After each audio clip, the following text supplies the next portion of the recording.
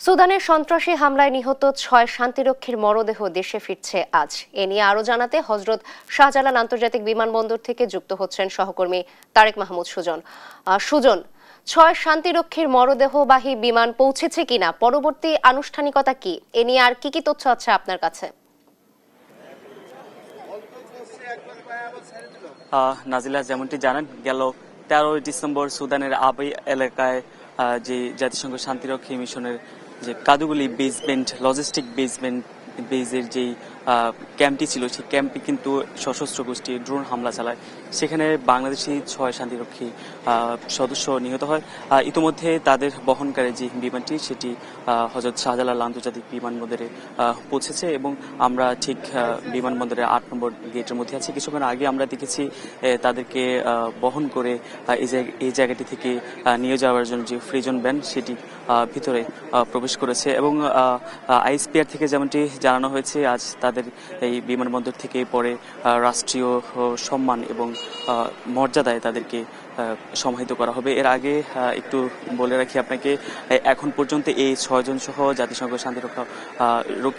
রক্ষা বাহিনীতে যোগ দেওয়ার পর থেকে বাংলাদেশি যে সদস্য 168 জন নিহত হয়েছে এবং 13 ডিসেম্বরের যে ঘটনায়, সেই ঘটনায় 9 জন নিহতের পাশাপাশি 8 জন আহত হয়েছে এবং আহতদেরকে হাসপাতালে এই মুহূর্তে তাদের চিকিৎসাধীন রয়েছে। যদি কয়েকজন চিকিৎসা শেষ করে তারা সুস্থ হয়ে ফিরেছেন, একই সঙ্গে তারা শঙ্কামুক্ত রয়েছেন এই মুহূর্তে, সেটি জানতে পেরেছি। আপনাকে বলে রাখি, 1988 সালের পর থেকে জাতিসংঘ শান্তিরক্ষা মিশনে বাংলাদেশ বিভিন্ন দেশে যে শান্তিরক্ষী বাহিনী প্রেরণ করছেন, তাদের যুদ্ধবিরতি কার্যক্রমে তাদের পর্যবেক্ষণ হতে শুরু করে স্থানীয় শিক্ষা, স্বাস্থ্য সহ বিভিন্ন কার্যক্রমে এই বাংলাদেশি এই সৈন্যরা কিন্তু সহায়তা করে থাকে এবং সেই সহায়তায় বিশ্বে বাংলাদেশি সৈন্যদের একটি সুনাম রয়েছে।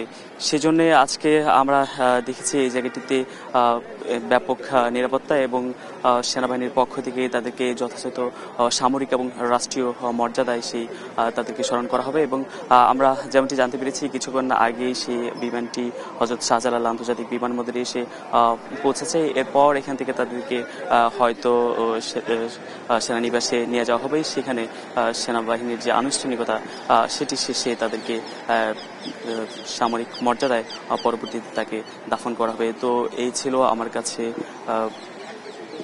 হযরত শাহজালাল আন্তর্জাতিক বিমানবন্দর থেকে সবশেষ